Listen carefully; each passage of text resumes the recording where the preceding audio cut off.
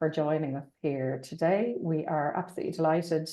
Those who are here on the call can join in at any stage. Those who will get the recording afterwards, they're obviously registered for the whole series. So we're meeting every 2 weeks and we're getting to talk about purpose, impact, culture. And today specifically, the session is all about your why as an organization, how that translates into a really important tool for your organization to connect, engage, and so on. And we're going to dig into that a little bit. I'm delighted that the session is being co-hosted today by Roisin Coughlin, our very own Director of Strategic Purpose Consulting, which includes our brand thinking work, and also David O'Connor, who we have known for quite a long time, who is basically like, you know, he's not allowed to say it himself, the brand guru, but we're allowed to say it about him. But he's definitely he's been a really important part of Mantra's own journey around this, but also for so many of our clients. And before that, for my work in Focus Ireland, in CMRF Crumlin, and he has oodles of experience working with charities and corporates and big bodies like the GAA who mobilise the troops. So loads of really good experience as well. So I'm going to, now I'm afraid to do anything because let's be honest, the tech is off to a bad start, but I'm going to try and share my screen to guide us on a very light deck of a couple of pointers to frame the session. And then hopefully this will work. And you tell me what you can see, folks. Perfect. Yeah. Main screen, normal, not all my notes. It's showing the next slide that's coming up. Okay, so I've just switched that around. Hang on a second. Always the way. Oh, man. Sorry, folks. Just one moment. And hello, how are you? I just see you there, Dara. We've just been telling everyone else you need to rename yourself as your own name because we've had a technical glitch. Thanks. So, second attempt. I'd say you can still see it, can you? Roisin, what can you see there? Oh, you're on mute. I can't hear you. Sorry. Lisa Nicole, you can now see all your slides down on the left-hand side. You just need to put it into presenter mode. I have done that. Can you tell me what you can see now? Yeah, all of the slides on the left-hand side in the notes area. That's weird because I've already changed that. Sorry, folks. Typical. Now it's back to your notes on the right-hand side. How are we now? Yeah, Perfect. You're ready to go. Off you Okay, thanks a million. All right. So as I said, we're really talking about why and why that can be really good for your strategic advantage. So what I wanted to kind of just give you a sense of is the quick way we're going to cover it is a quick intro to our take on the topic. I'll start with that. Then I'm going to hand over to David, and he's going to bring it to life a little bit more with a few other examples, and really talk and dig into kind of the process and the way we go about helping organizations to get there.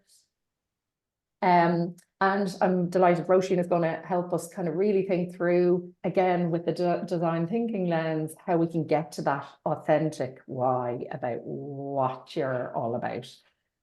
We'll have plenty of time at the end to get people to talk about what's going on for them or where they struggle with this or where they've had a real kind of game-changing moment. As always, we'll take any questions throughout. Please use the chat, and Kira or Dami or Judy, any of our team here will be able to facilitate those kind of questions as well. But just to kind of frame things, I'm going to start with my take on the topic. Many people will know how I feel about this, but I really feel very passionately, I suppose. Branding, and so don't switch off if you're here and you have a HR hat on. We really think about branding as being a strategic tool that's for everybody in the organization. And unfortunately, you know, a lot of people think about branding as a logo or a font or colors or the design stuff only. And I'm not dismissing those, they're really important. But for us, it's all about positioning the organization in a way that you can connect. And what we find is that brands quite often are in the space of, you know, explaining descriptors, very much so functional.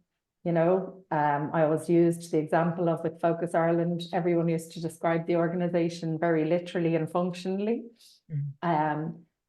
practically where we are, what we do. And really we want to get to the place where they need to be connecting. So they really need to be purposeful. Couple of framers for me, that does not mean an organization needs to put their CSR as their core purpose. That's not what we're saying at all. We're not saying that an organization all needs to be on the exact same page about exactly how they describe the organization, but they do need to share the value, the connection, the kind of the belief, the central core ideal or brand belief. And I think we'll dig into that a lot more throughout the call. And so I think we've all heard of Simon Sinek, and I think maybe potentially we even might have Ashley on the call who works a bit with him as well. But he talks about the why being at the core. And we're going to talk to you today a little bit about how we can do that practically. I love this quote from Louise Baxter. So anyone who joined us last week, we talked about Starlight Foundation, and I mentioned Louise Baxter over in the Australian Starlight Foundation. But she said something to me in an interview recently around how brand is everything. You know, everything you do either underpins or undermines your brand. And I thought that was really, really insightful and interesting. So for me, Nicole, yeah. your slides for me certainly aren't progressing. I don't know if anybody else are seeing that lovely quote that you have, but it's. Oh, I don't have the quote up. I don't Okay, have the fair quote enough. up. Sorry. Okay. Yeah. Yeah. So I didn't put that up in the end. What I did, David, was I put this little piece that you have around the what, how, why piece, the kind of why being in the center. Is that visible now? Yeah. Yes, great. So, but that quote from Louise, really for me, the brand is everything, and everything you do underpins or undermines your brand. I thought that was really important because what she's saying is what we believe, which is you've got this opportunity to connect, to rally, to unify and amplify in a really unique way. It'll go to a much wider audience if you can do that and everybody gets it. And the brand ideal or your why is the real opportunity to do that. So Simon Sinek, just back to that piece, I suppose he's really centered in his TED Talk and everything all about why. And I'd love us to just get to explore that a little bit more today. So I just wanted to kind of ask people who are here before I give a couple of examples and jump into what we're talking about on the topic. I just wanted to maybe ask people who are on the call, you know, back to last week's format, we talked about the benefits and the opportunity or the impact if it's not quite right. So I just want to open the floor. I suppose I'm saying it's a huge opportunity cost if you don't do it, but what else are the impacts or the opportunities? Like, why do we think this is important beyond just what I'm saying? And I'm just going to open the floor at the minute to just say, you know, do people see how important this is, and what are people's thoughts initially? Happy to take input from anyone. You can, sorry, I'm having pop-ups. You can sorry, you can use your hand up function, or else you can just jump in. Anybody want to think, what's the impact, a benefit or an impact of not getting it right? Hi, Lisa O'Brien.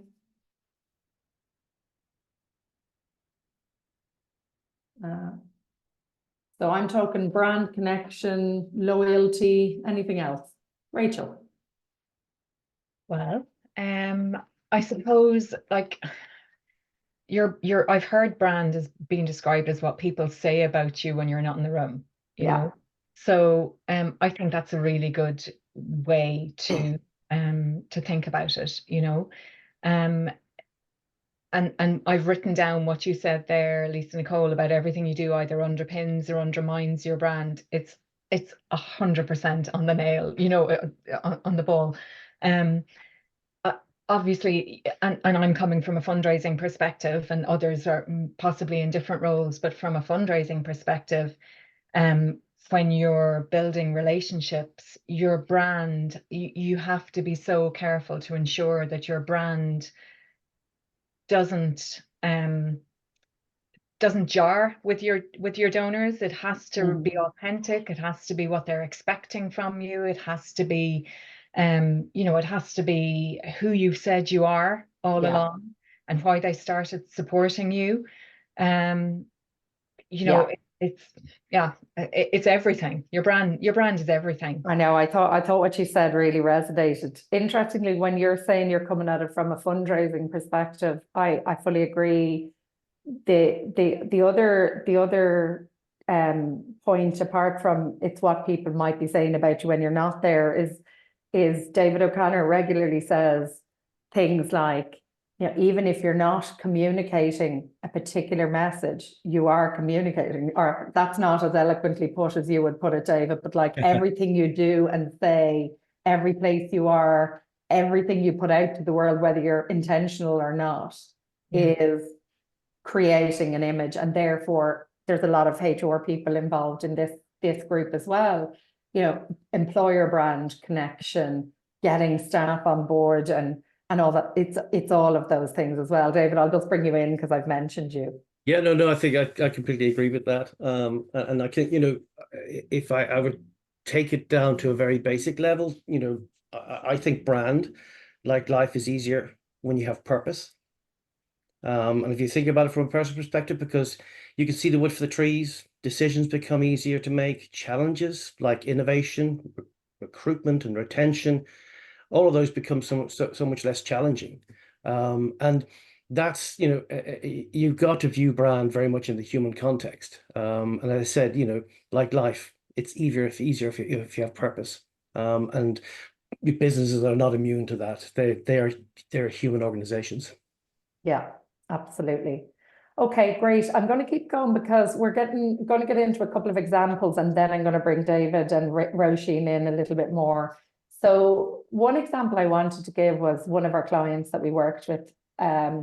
So for some of you, you will know Irish Community Air Ambulance. I think they're a really interesting example because they were so aligned functionally in the name even to what they were, that they had a really interesting challenge. So the Irish Community Air Ambulance previously was Irish Community Rapid Response, and they kind of went a really tangible route on purpose.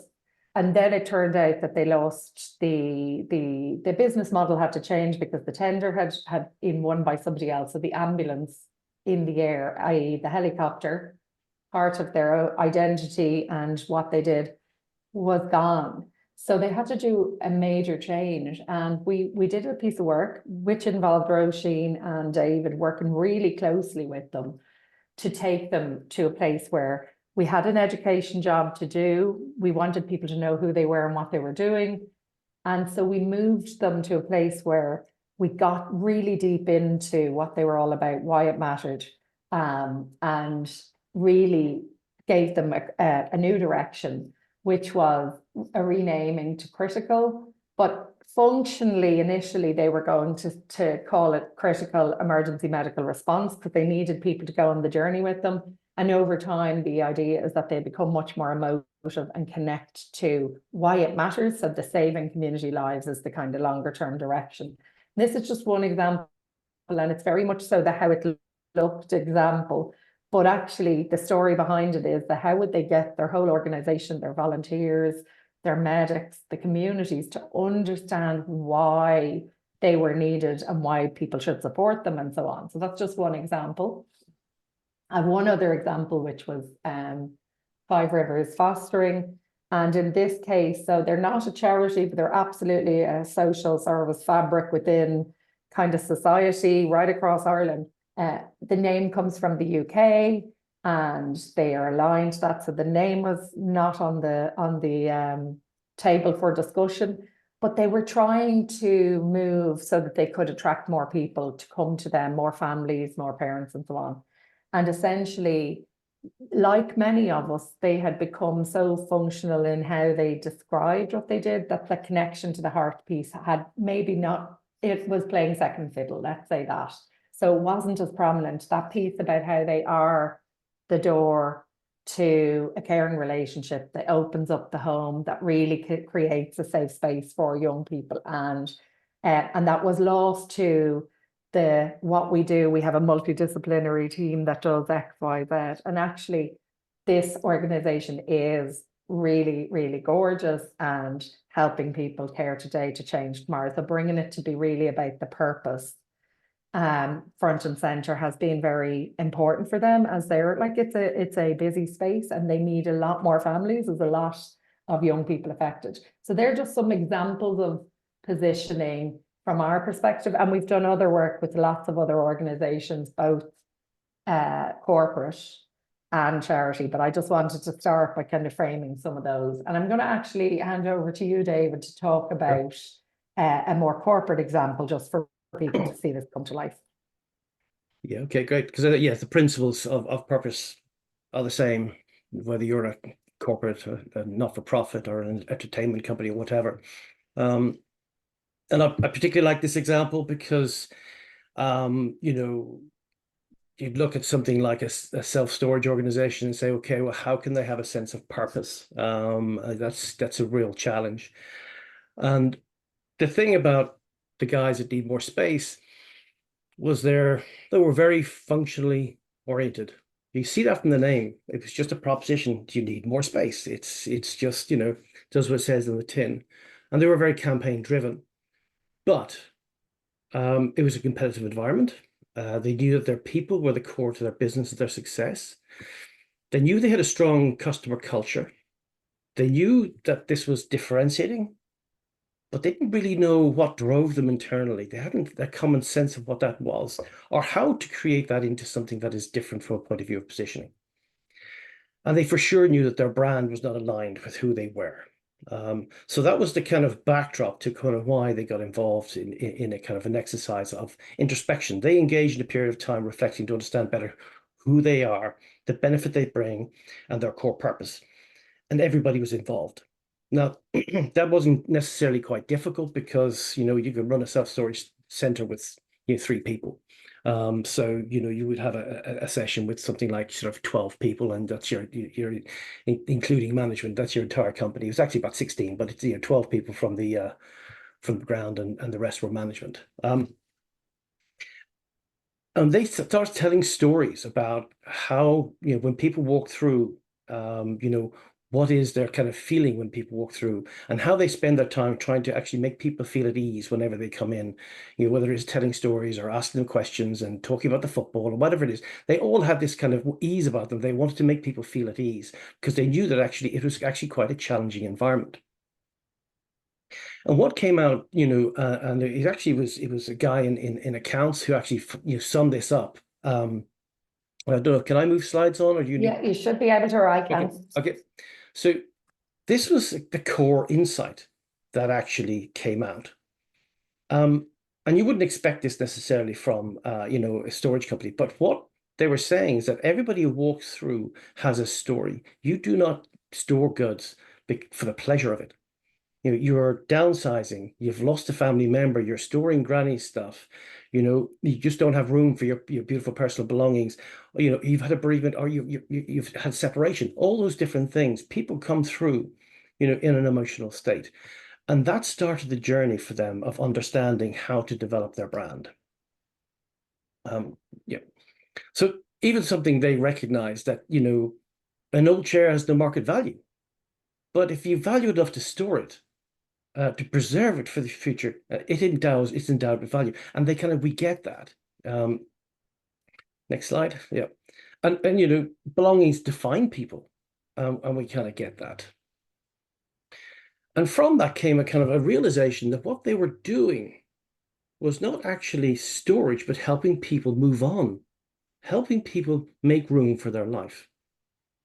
And for them, this was a huge pivot because they realized it just meant so much to everybody internally, because it made them had immense value, that it wasn't just sort of, it was room to breathe after a life event. It was room to grow your business. It was all these different things that were helping, and that helped then to inform how the brand was brought forward. Eventually, they renamed it to Nesta, created a much more kind of,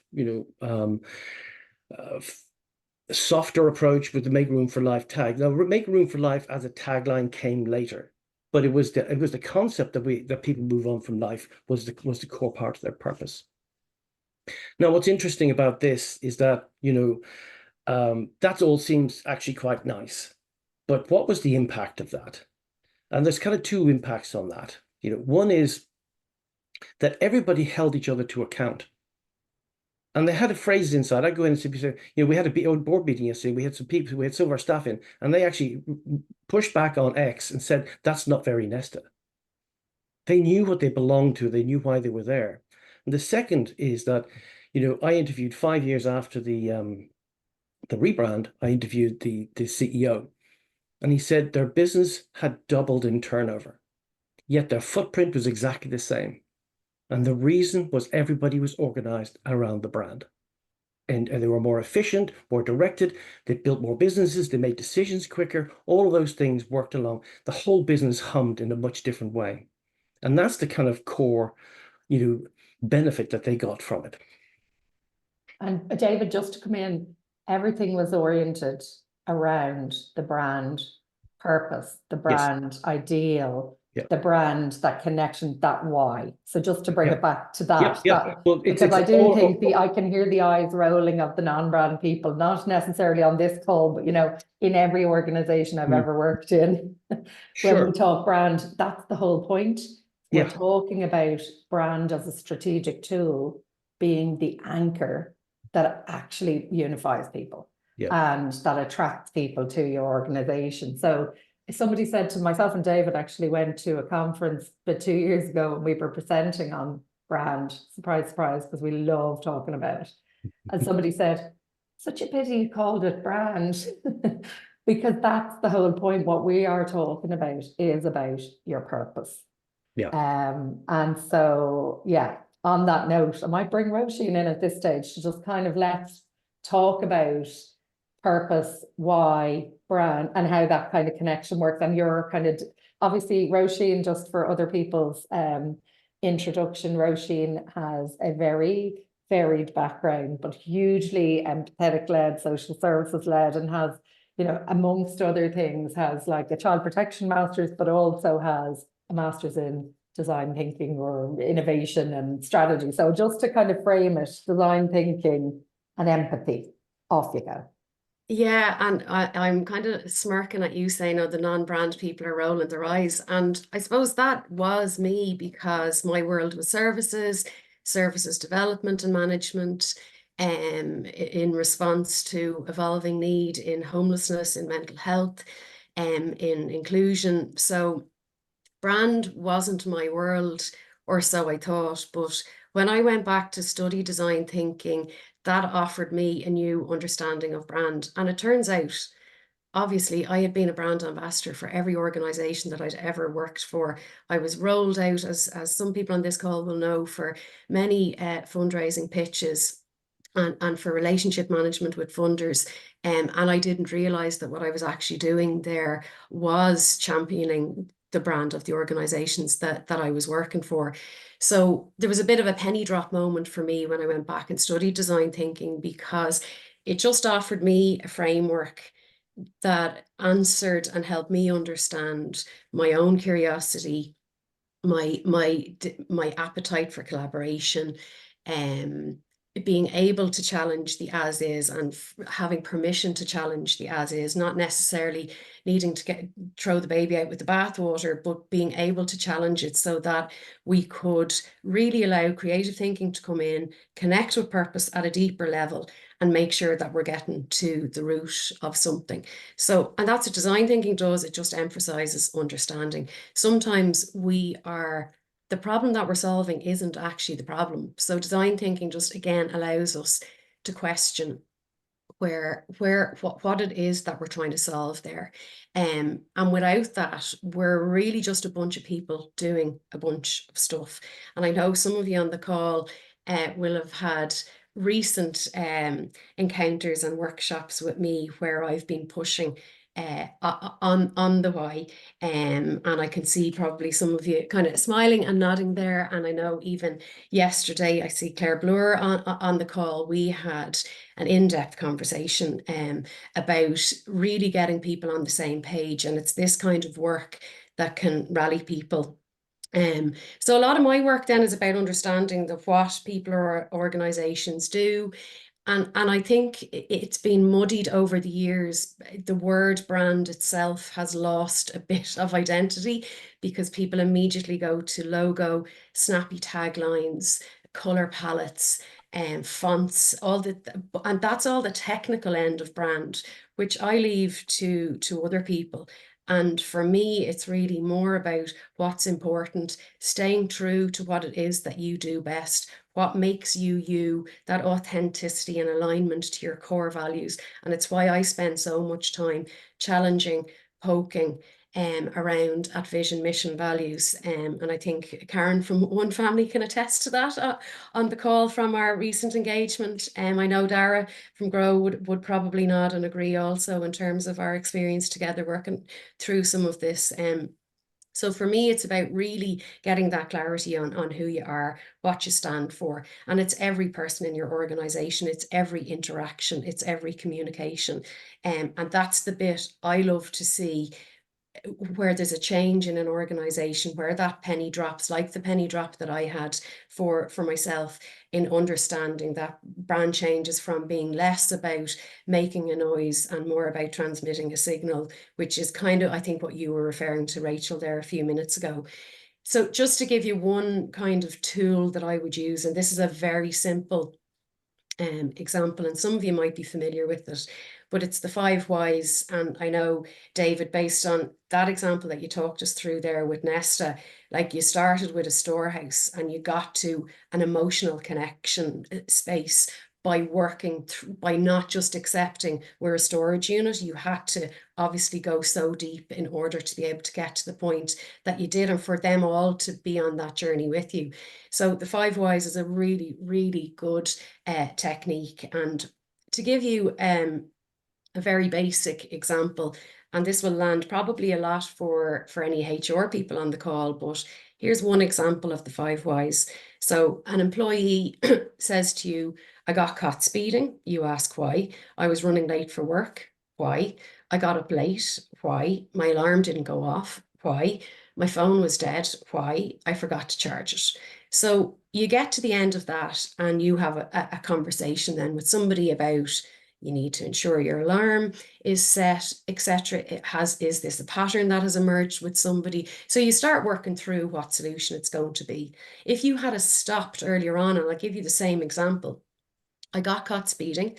I was running late for work. Why? I got up late. Why? The alarm didn't go off. Why? My phone was dead. Why? I was up all night with a sick child.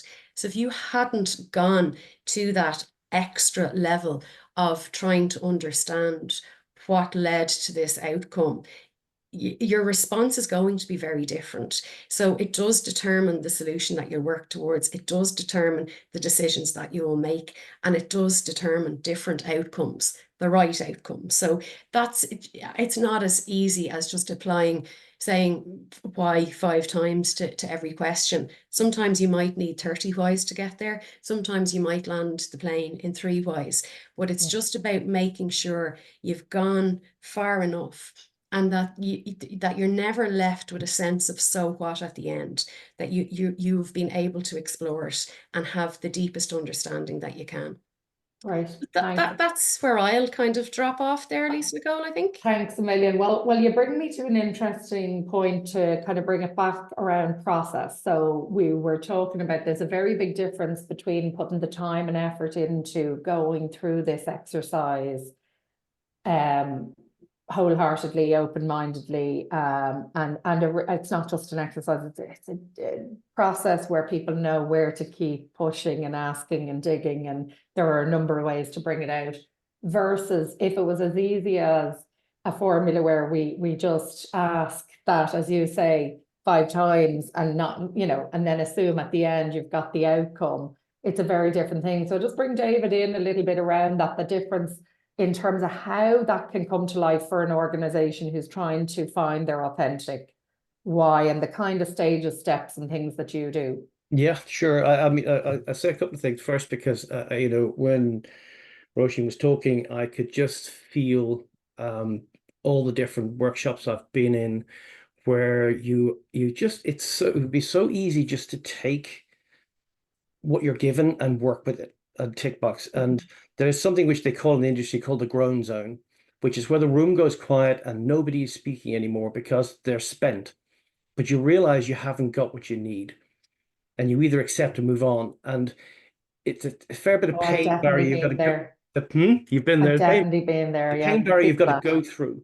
And well, you know, Lisa Nicole, you've probably been there in one of my workshops, but it's you know, and you have to have you need to stay in the process till you get what you need, because what you need is that nugget of insight, and you know it when you get it because you feel it, you know, and if you're not feeling it, you aren't there. I mean, that's one of the core things, you know, and I think that, you know, just thinking about process and this is in broad strokes, but you know, there are 3 parts. If I break it down into kind of something very simple, there's the discovery process, which is consulting across the organization, you know, talking to your people.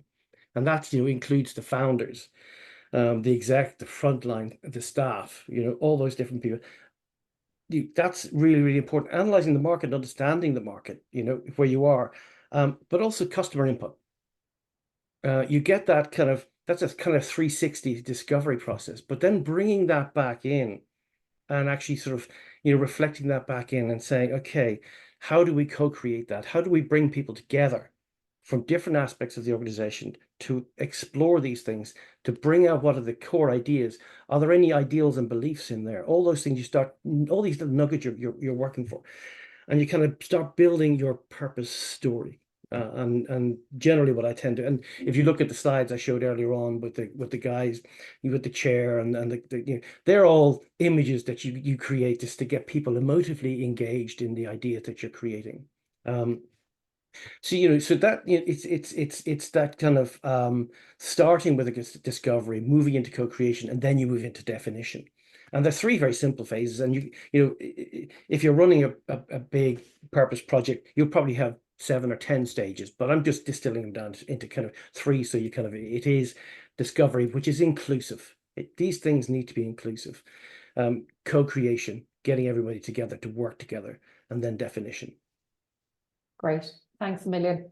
I'm just going to pause here. I've put it in the chat there, but just to ask people, we've a couple more takeout slides, recommendations and things to think about for your own organization. But before we go into that, would anyone who's joined us here on the call like to ask a question or tell a little bit around kind of the journey you are either on or have been on with your organization in terms of trying to get to that holy grail of we're all on the same page and we really believe in the shared kind of purpose piece, which is that kind of sweet spot we always talk about.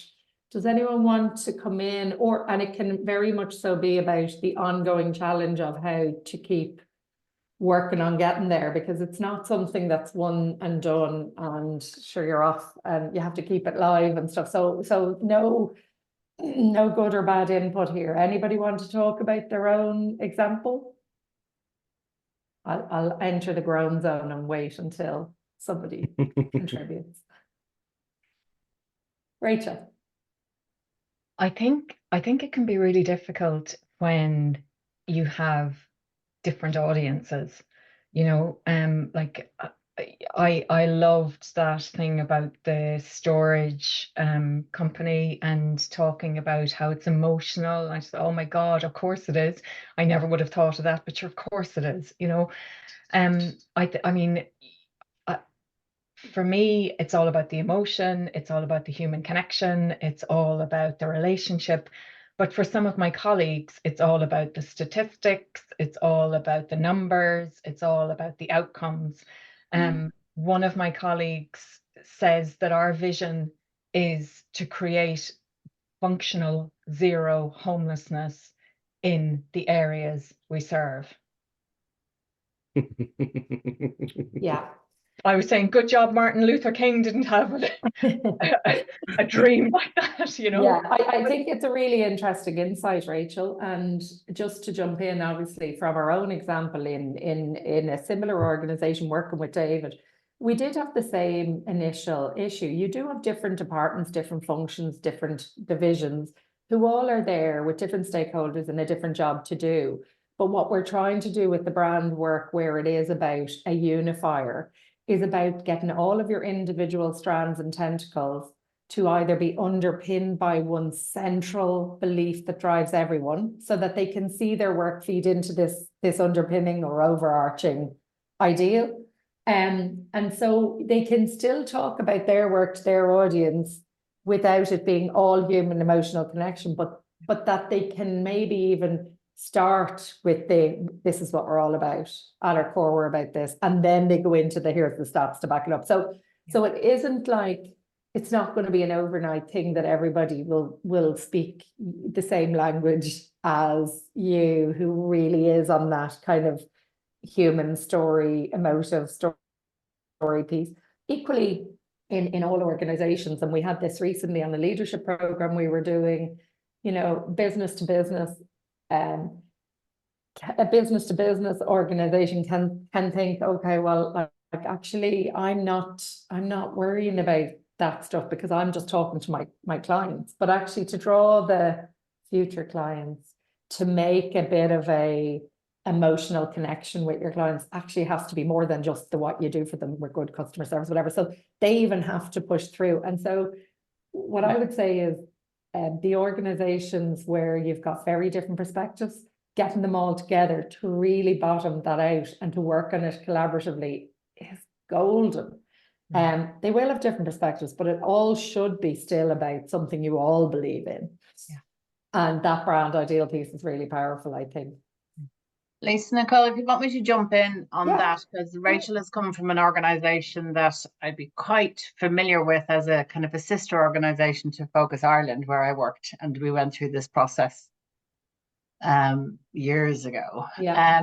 I think the challenge of getting all of the departments on the same bus is huge. And even if you do go through this process with them, not everybody is going to be on the bus. They'll be in the room, but not necessarily they'll be in the room because they've been told to be in the room, but not necessarily on the bus. But I think with organizations like that, it doesn't all happen at once. But if you get a kind of a critical mass of people living and feeling the purpose of the organization, because everybody thinks that they do, in their different departments. But if you get a critical mass, you start to see change over time. And I think it's really important as well with this process to go back after a couple of years and do the temperature dip again. Because I mean, observing Focus Ireland now from outside Focus Ireland, I can see the change that we were trying to do, like Lisa Nicole was trying to do at that time. I can see it. And Roisin even as well. Roisin was living the brand in Focus Ireland, and she was one of our champions. I can see it seeping into other departments that were completely and absolutely against it at the time. Yeah. And that's really refreshing. And it's a great opportunity for an organization like Focus Ireland to do that, to start the process even. I'm just using that as an example as one I've been in. Yeah, no, thanks a million.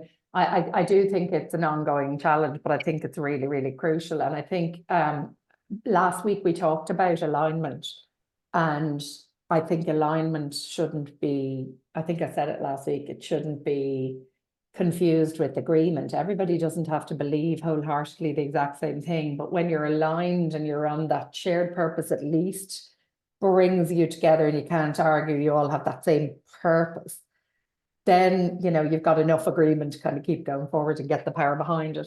I'd love to just know, if there's anybody else here is there anybody who's struggling with what is your core why?